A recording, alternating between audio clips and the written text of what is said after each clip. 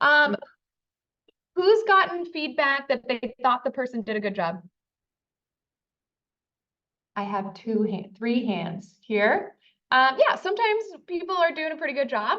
Who's gotten feedback where they're like, that was the least helpful thing ever, and I might be like psychologically damaged from that feedback? Okay, everybody's hand is raised. Yeah, same, me too. Okay, so giving feedback is a little bit harder than we think. And the terrible news is not many people train you how to do it. And very few people have trained your faculty how to do it. So that's what we're talking about today. All right, hold on one second so I can advance these slides. Okay. All right, if anybody has seen a talk that I've given, you know that I always include a quote from my girl, Brene Brown. I love her so much. I want to be her when I grow up. And she even talks about feedback. So of course she's gonna talk about vulnerability, right? She says feedback should be as vulnerable for the person giving it as it is for the person receiving it. Vulnerability is at the heart of the feedback process. Okay, we do know that we feel vulnerable getting feedback, but according to Brene Brown, it should feel vulnerable for you to give feedback. And that is because giving honest feedback is scary and difficult and something that we don't want to do. And when someone is giving you good feedback, they are speaking truth, which is hard. And they might be admitting the times that they messed up the way that you messed up, which is humility. So it takes some humility and courage to give feedback. And why is that? Because vulnerability means that you cannot just be nice, right? It's about being kind. So what does that mean? So sometimes we conflate being nice with being kind. So we think the nice thing to do is to maybe sugarcoat or not say anything at all. And actually the kind thing to do is to tell someone the truth about what's going on. And sometimes you're like, oh, I wish somebody would have told me that. The kind thing would have been to give me that tough feedback. Okay, but we hesitate to do this. Giving feedback feels horribly uncomfortable, probably especially to get it, but oftentimes to give it, we don't want to hurt or offend the other person, and we want to be nice. So in being nice, we don't say anything at all, or we just kind of give a bunch of platitudes and we don't give the difficult feedback. And I want you to remember that that might not be the kind thing to do, even though it feels better for you, and it might feel better for the person who doesn't get to have difficult feedback. So we want to do the kind thing, even when it's difficult and even when it causes us to feel vulnerable. I'm going to admit this person who's in the waiting room. Hold on. Okay.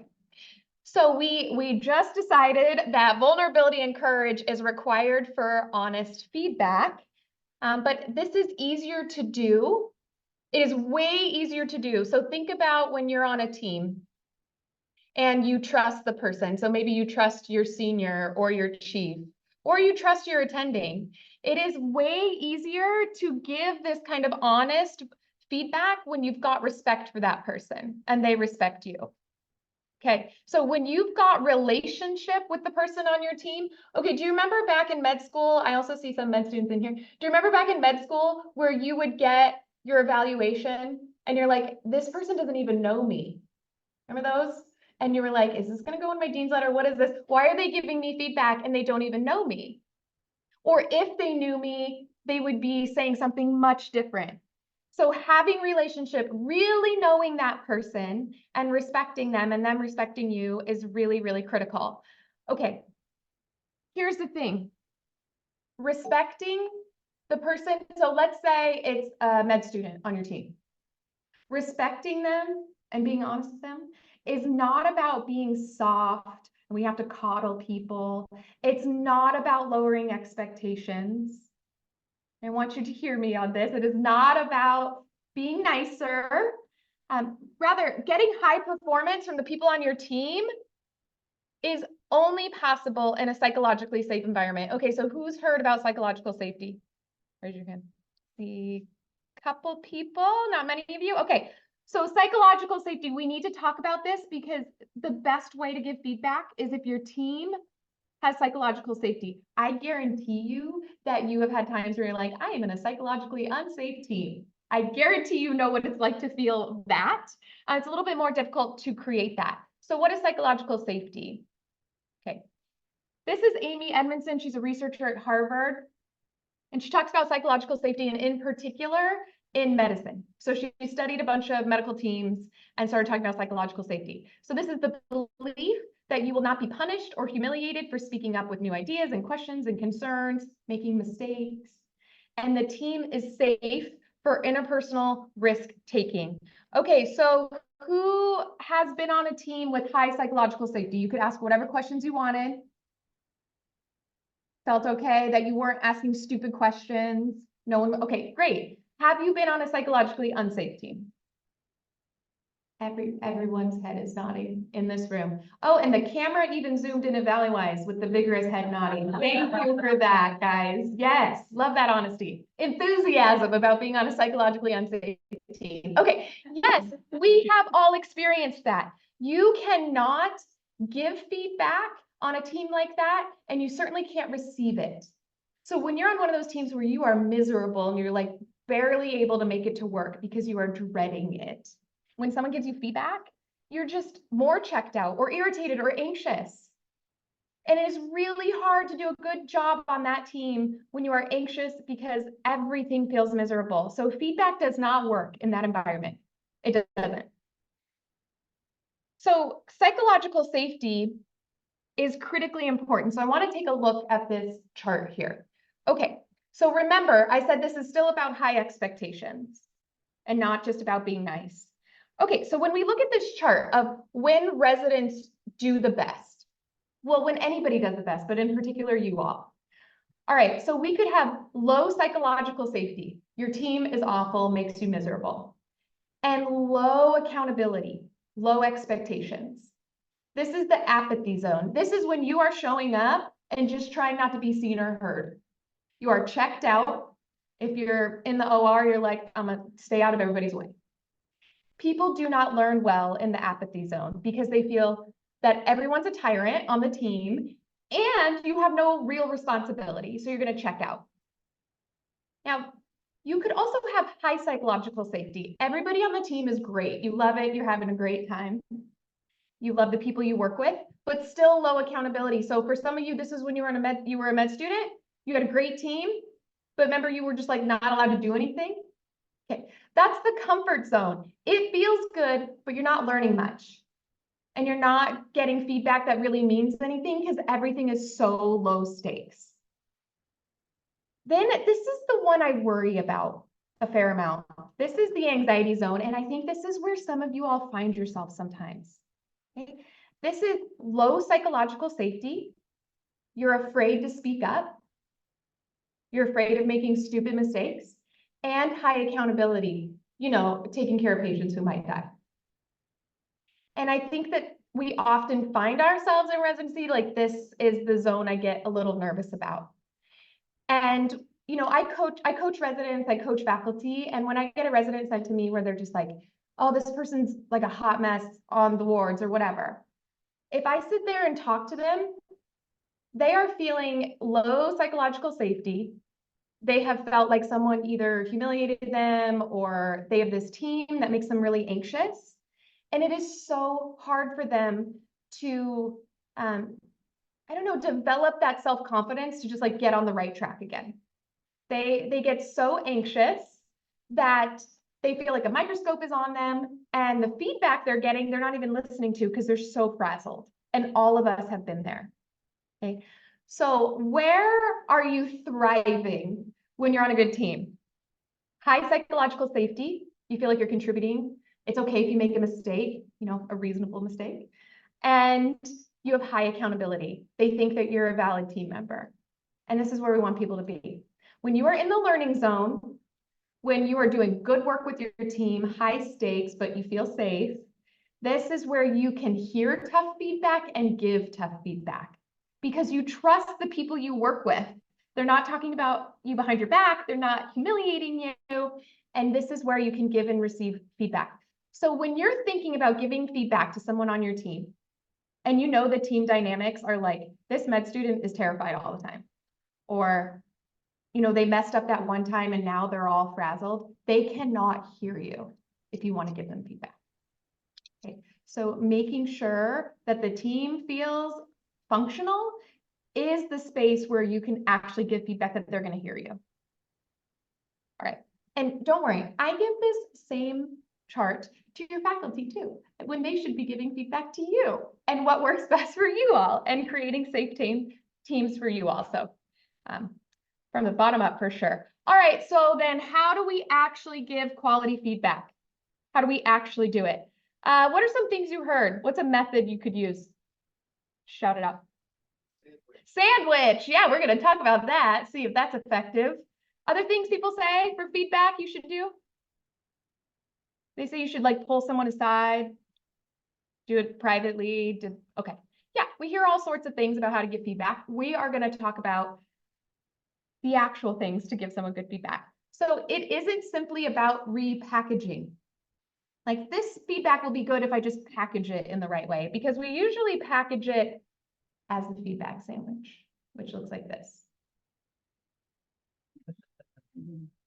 Yeah, so people don't really hear anything except that their face is ugly when you give them the feedback sandwich. So that's what I want you to remember. Don't do the feedback sandwich, okay? Because people are only hearing the really bad tasting part of that sandwich. You can fill in the blank. But there is some research out there that it doesn't work.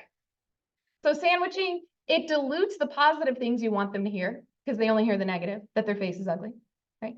And it diminishes the corrective value of the critical comments you want to make. Everything gets muddled. So try not to do it. It is so hard to not give into that temptation. I've given critical feedback and I want to be like, you're the best. You are just the best. You're the most delightful thing. And then I just like try to squeak in the bad stuff. Don't do it. There are other very helpful ways of giving feedback, and we're going to talk about those. The other thing about this feedback sandwich is it erodes trust. So what happens is you're like, okay, my chief, last time they gave me good feedback, they told me something really awful right afterwards. And so then anytime you're trying to give that person on your team good feedback, they are totally expecting the bad feedback to come after it. So we're just going to get out of that habit. All right, so feedback is not an evaluation. Okay, shout out some of the answers of what's the difference between feedback and evaluation. What do you think?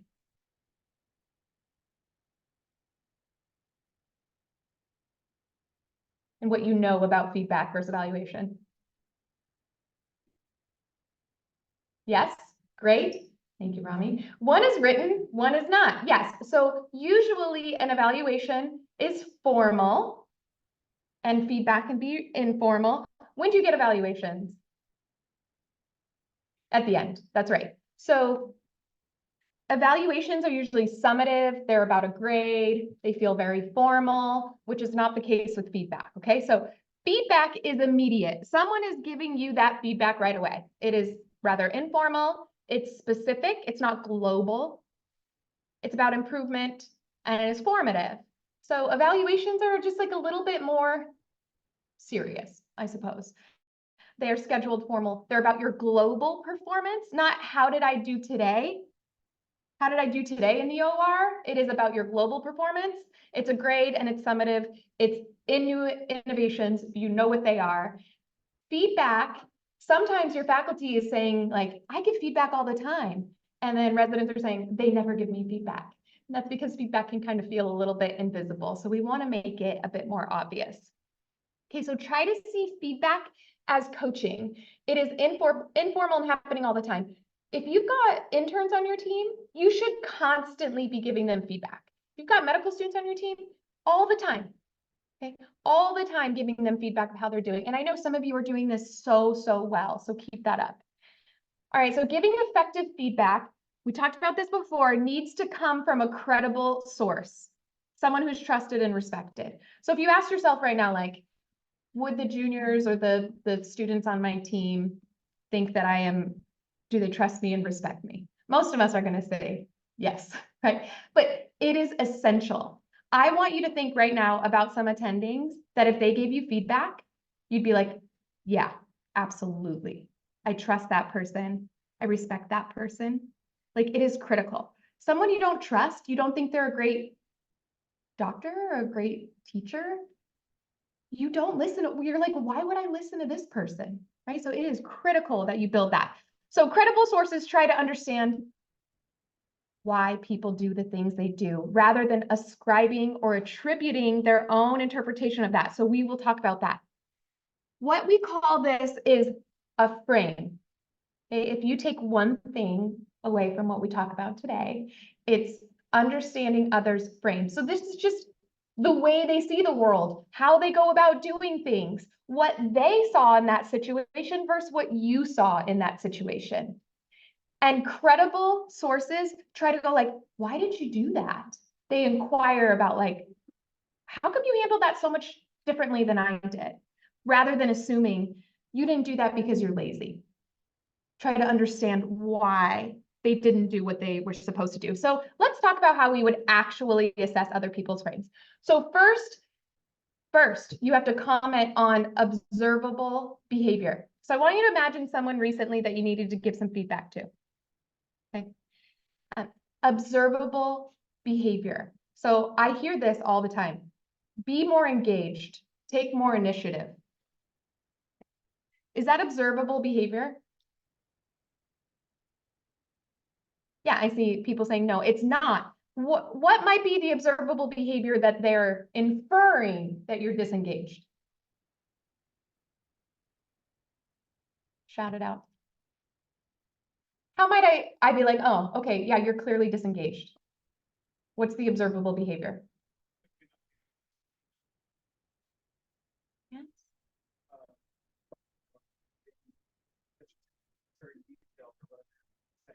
Absolutely, thank you. So that was not paying attention to certain details, not taking enough patients, not seeing enough patients, being on your phone during rounds, but you're not using it for like up to date, you're doing whatever. Yes, that's observable behavior that you can comment on.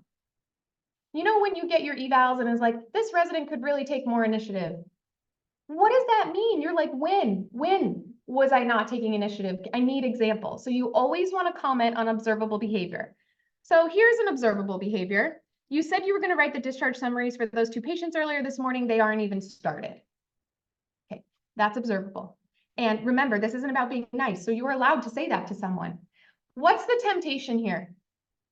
If like this is someone on your team, what's the temptation? What might you assume about this person? They're lazy. What else? They're overwhelmed. That's actually a really kind assumption. Thank you for that. They might be overwhelmed. Good compassionate read for sure. So we make assumptions as to why people don't do these things. And usually it's they're lazy, they don't listen, that person can't ever get it together. Okay. So what you're going to do when this happens is you are going to stop and then you're going to try to inquire about the way that they see the world, their frames. All you have to do is ask, what's up? How come those aren't done?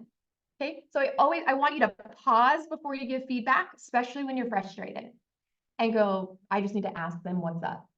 I just gotta take a second. I might be so frustrated I don't even want to know the answer, but I'm going to commit right now to asking why.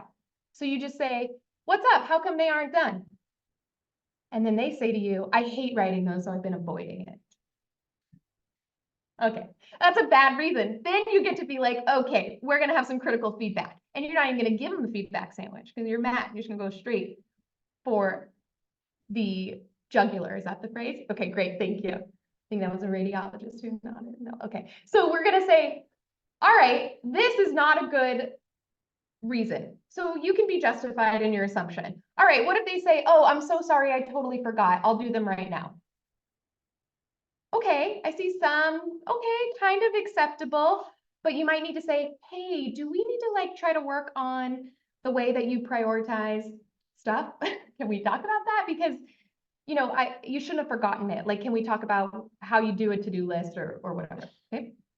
All right, what if they say, very long, sorry. Dr. Rivas texted and asked me to see a patient of ours from clinic who just came to the ED. She's having some complications, so it took me a while to get things under control. I should have texted you to let you know, but I'll do the discharge summaries right now. Okay, that's pretty reasonable. I assure you, there are so many times that I am working, let's say, with a resident who's The perception is that they're struggling, okay? And when I start to talk to them, they have very reasonable explanations for why they are doing things that are irritating everybody on the team. Okay, so take a second to ask them what's up, and then you can help them. Or they might give you an explanation where you're like, wow, I didn't know that, thank you. Okay, so always inquire about people's frames. Okay, so this is basically just defaulting to giving people the benefit of the doubt, which is way easier said than done, but you want to give people the benefit of the doubt. Just ask them what is up before you start making assumptions about them. All right, so sometimes we for sure have to give hard feedback. It's just part of it.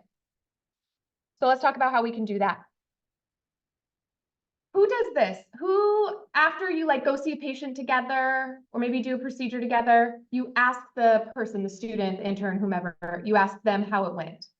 Like, hey, how do you think that went? Yeah, I see a couple hands. This is the greatest trick in the book. I need you to use this.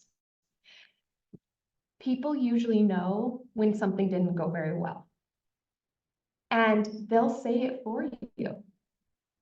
They will say the critical feedback for you.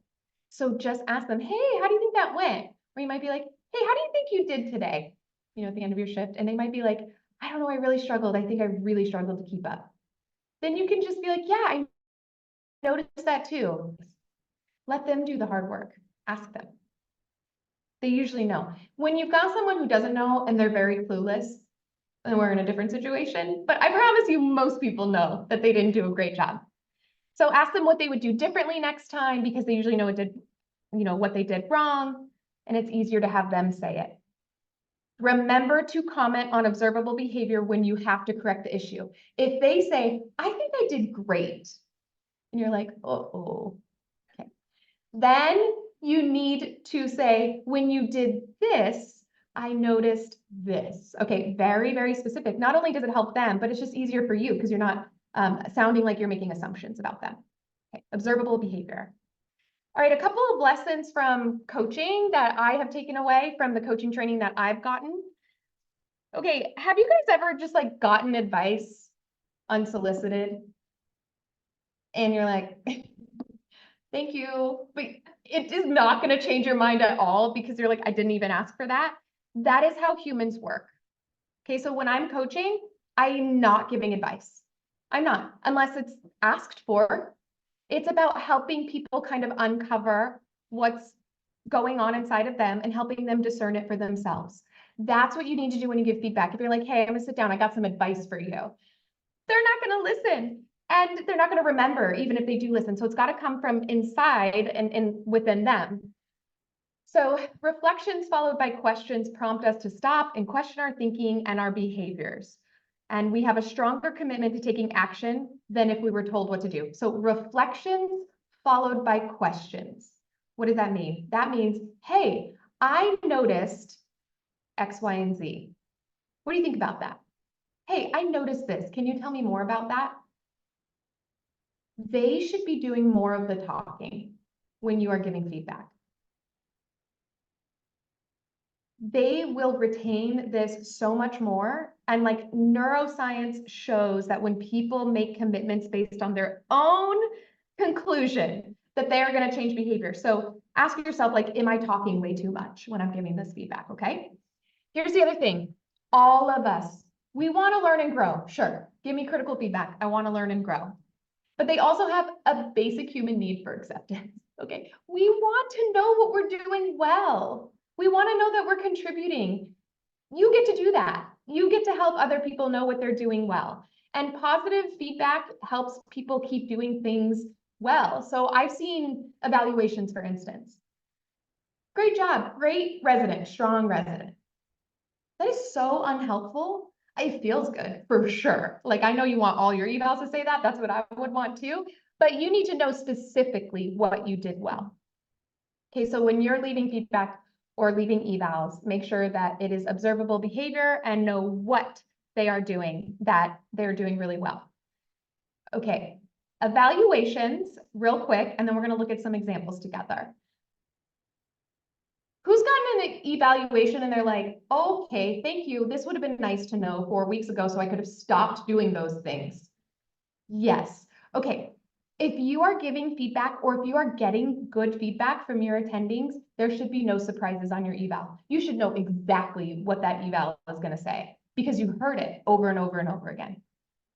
And just keep that in mind that you shouldn't be like, oh, can't wait for this student to rotate off this team. I'm gonna leave them a good eval that's real critical. No, give them the critical feedback while they're there so they have an opportunity to improve.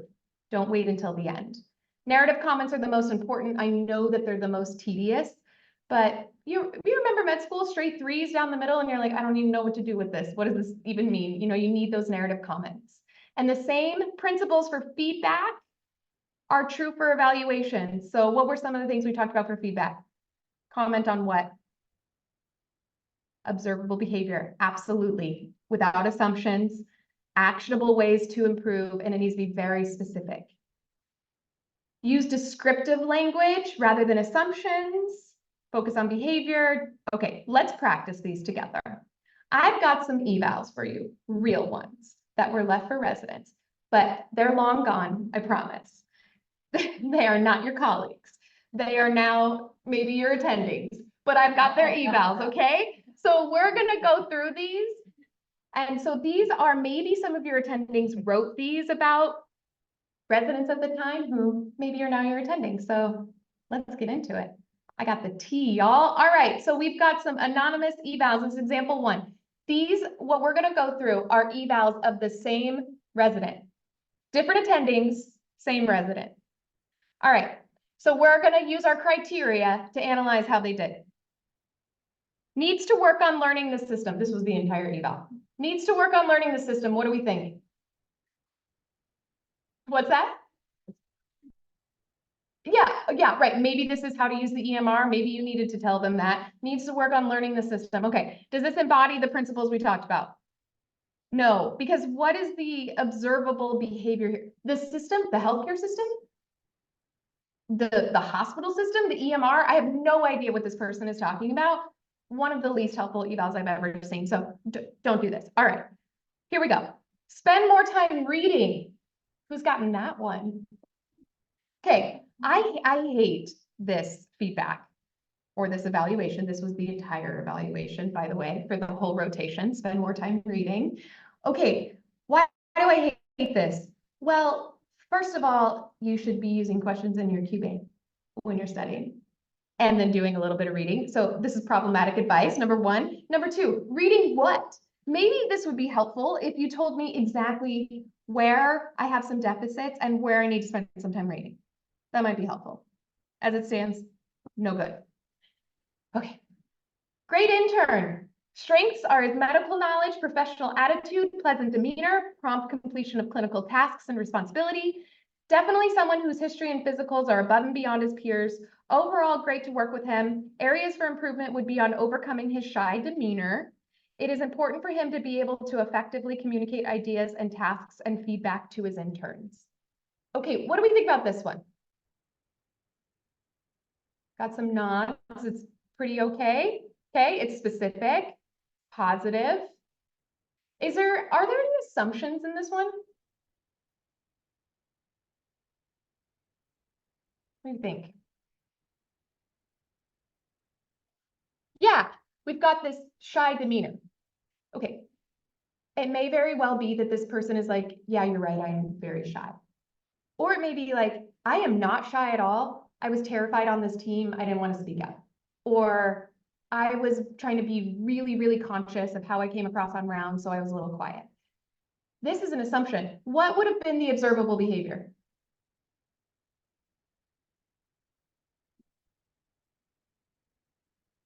What led to them thinking this person might be shy? Yeah, not speaking, they were quiet. Great, absolutely, that can go in here. I noticed that you were a little quiet on rounds. You know, if this is a confidence issue, I hope that, you know, practice makes perfect and just go ahead and give your plan, even if you're unsure about it. So trying to be aware of when you're making assumptions versus commenting on observable behavior. Okay, here's another one. Second resident, spend more time reading. Could be the same attending, could be a different attending. I've seen this 1,000 times, but don't ever write that. Okay, we know why that one's bad. He is doing well. The only complaint, takes too long to see patients. The patients felt they were at clinic too long. All right, what do we think about this one? I see some half nods. What do we think? Is it okay? I feel like it's like halfway there. That's a good point. There'll be more vicious Yes. but also kind of vague. Great. Okay, so halfway there, it has some specifics about, okay, time, but a little bit vague. Absolutely. So it would be helpful to know why this resident might be taking, quote, too long to see patients. Or it might be that this resident like really likes to take a great social history, and that's actually really helpful. And we just need more specifics of what is going on here. Where is the bottleneck? Where is the hang up? Because a resident who's feeling overwhelmed, for instance, is gonna be like, I don't know how to see them quicker. Could you help me? Give me feedback, okay? All right, completes thorough H&Ps, but daily soap notes sometimes miss certain elements, likely due to time crunch, okay? He keeps in touch with the ancillary staff and his patients to ensure good care and follow-up. His bedside manner was noted by numerous patients who had many compliments. He will need to continue working on his organization skills if he wants to keep up with the winter workload, but I believe he's capable and will perform when needed if he doesn't hesitate to request help. Right. Does this resident have a little bit better understanding of what might be going on here? Absolutely. So continue on organization skills. That can get a little vague, but that might be better to have a conversation so you're not writing the longest evaluation ever in new innovations. But this is helpful. We get that his time crunch is because of, maybe his thorough H&Ps and he needs to work on his soap notes. So there is enough here, enough tangible, observable behavior that we can get somewhere. Okay, here's our last resident. Needs to care more about her work and be more responsible towards her patients. All right, yikes, right? Is this observable behavior or an assumption about her character? Okay, I see lots of nodding. Yes, this is implying she does not care about her patients and lacks responsibility and accountability for them. Okay, what theoretically could be the observable behavior here? What might make someone think this?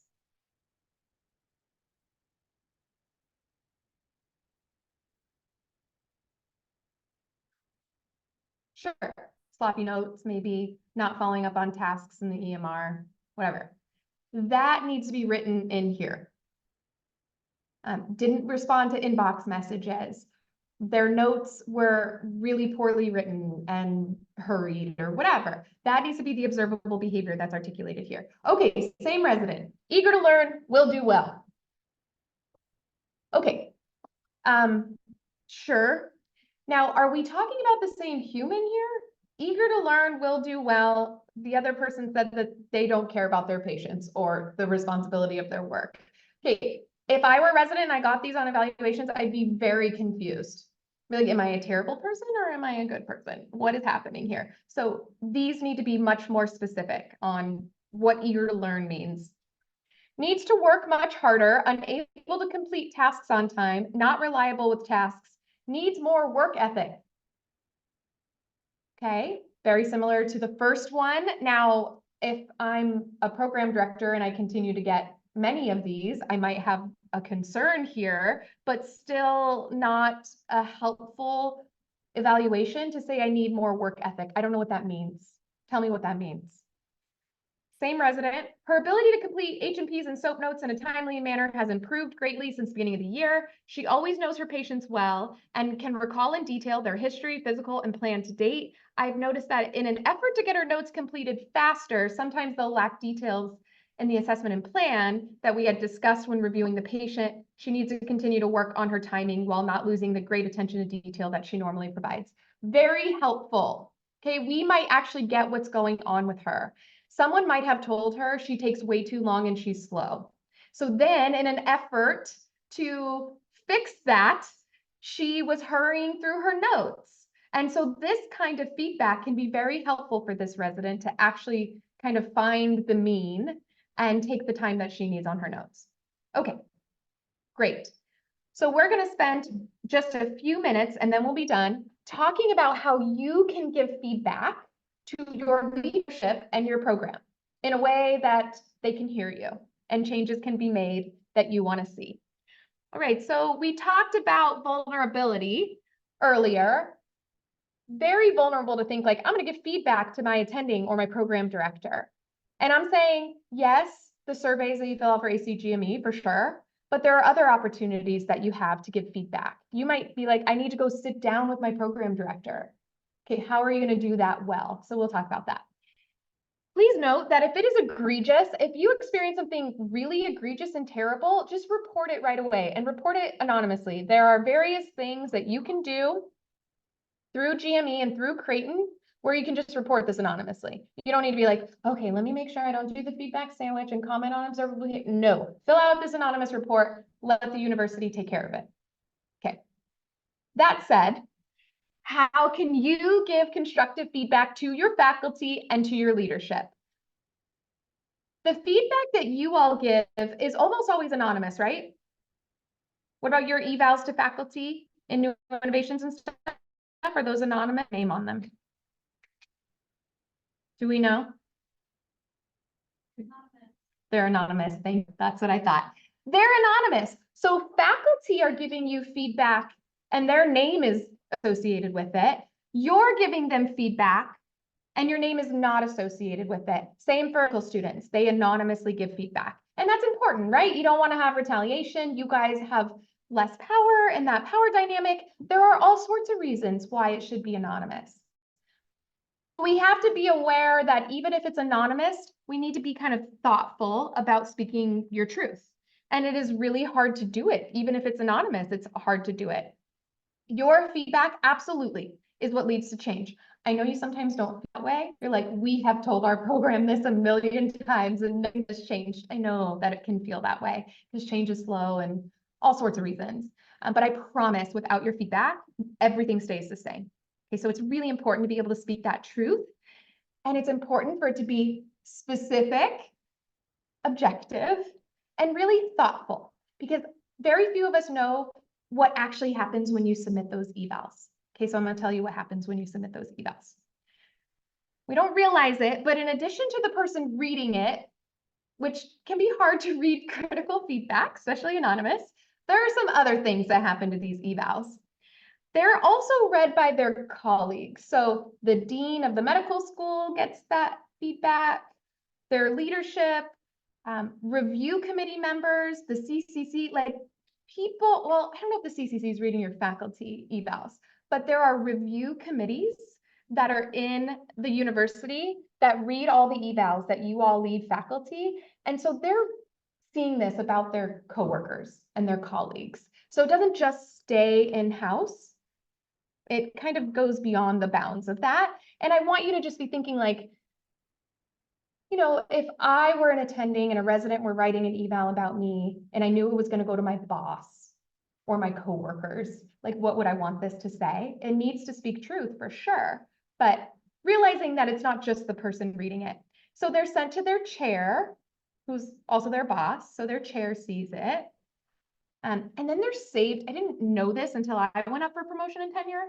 They save your evals for years, and then they send them to this committee and they read all of them to determine whether or not you can have promotion and tenure. So then the promotion and tenure committee, that goes up to the provost.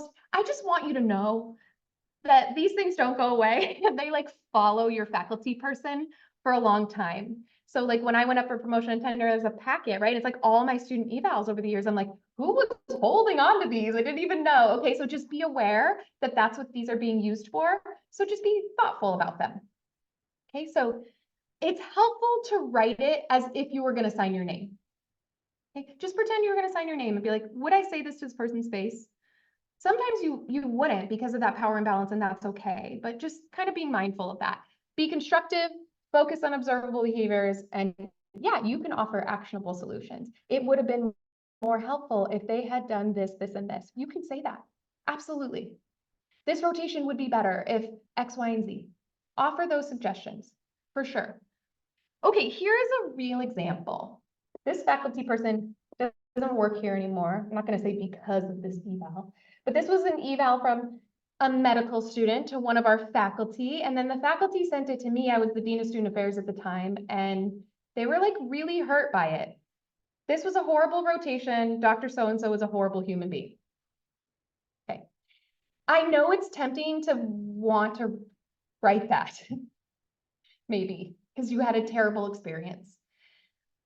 This is in this person's like promotion and tenure packet forever, right? Like this went to the dean, this went to their chair, right? So attacking their character is just hurtful. So take that for what you will. All right, another example. I must say, I think this next example was given to me for an activity that we planned, talking about death and dying and suffering in medicine. This content could be easily cut down to just 1 hour, but y'all prefer to waste my time instead. Thank you very much. Okay, sure. You could say, maybe this learning experience could be cut down. You could give me some examples of how to do it, whatever. But if I've spent 5 hours creating a learning activity and then you tell me that it was a waste of your time, like it's just hurtful, if I'm being honest, right? And then knowing that this stuff is read by my colleagues and it has my name on it. So yeah, just be thoughtful. I want the critical feedback, but I just don't want it to be like entitled nonsense. Because you know what? Then I don't hear this. I'm like, I'm gonna make it 3 hours next time. You know, like that's what I want to do because I'm so mad. So you got to write it in a way where I can hear you. I can't hear this. I hate this. I'm deleting it. All right. So there are better ways to give critical feedback. We absolutely can. It could be critical. Critique me. It's fine. But let's do it in a thoughtful way. So here was a medical student who was leaving an eval about their rotation. Although I appreciate supplemental lectures during rotations, I think having the lectures in person actually made learning more difficult. For instance, not all of us were able to be lectured at an in-person lecture at one time due to all of us being at various locations. As such, we would have to collectively watch the WebEx together at various locations. Okay, so this is helpful. Some of them are at Valleywise, some of them are here. It has to be in person. It's actually detracting from their learning. Thank you. Great feedback. Let's talk about making them hybrid or whatever. And then they said, I also felt like we were made to deliver feedback or direct our questions too many times to the coordinator rather than to the rotation director. It did not seem as though we were able to make our concerns heard to the director without being told that we need the coordinator's approval as well. Really good feedback. We got this feedback and then we talked to the clerkship director and the coordinator and we're like, hey, you know, the clerkship director needs to be the one fielding those questions about the rotation. We made changes based off this. So yeah, tell us how to improve it. Be specific. Don't call anybody a horrible human being. Don't tell me I wasted your time and we'll listen and we will make changes. So there are ways to do it. This is specific, observable, and offers actionable solutions. That's it. That's how you do it. There's no retaliation when you're making reasonable suggestions. Okay, so some final take-home points. Being nice is not always the kind thing to do. Being kind means speaking truth, and it's really hard. Always start by giving the benefit of the doubt. You check the frames. How are they seeing this situation? I noticed this. Can you tell me about that? That's it. All you have to do. Think of feedback as coaching. It happens all the time. You're not giving them advice. You're asking them how they think they're doing. They will tell you. Feedback and eval should be specific about observable behavior and have actionable suggestions. And people need to perceive you as credible. So check for those frames. Don't make assumptions about people. Give them the benefit of the doubt. Ask them what's up. And that's my Brene Brown quote again that we saw in the beginning, that you should feel vulnerable giving feedback if you're giving it well. Okay, that it's like honest and that you really care that the other person is going to make improvements. It's hard to do it, but do it. Don't avoid it. Don't sweep it under the rug. Don't sugarcoat it. Just do it. I have like 2 minutes for questions. If you guys have some questions, also my people on Zoom and in Valleywise, if you have a question about how to do this better or comments or observations. I'm all yours. For 2 minutes. Anything, guys?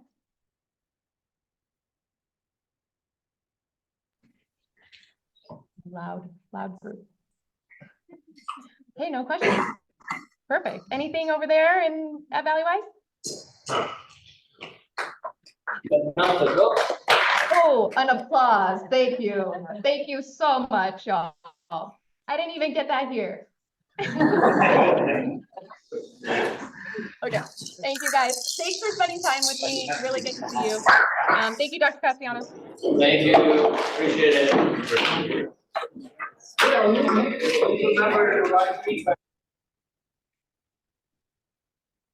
Okay, speaking of feedback, we have a feedback survey. If you can please take a minute to fill it out on this session. And then we have another QR code coming around for you to sign in for attendance. Sorry, guys.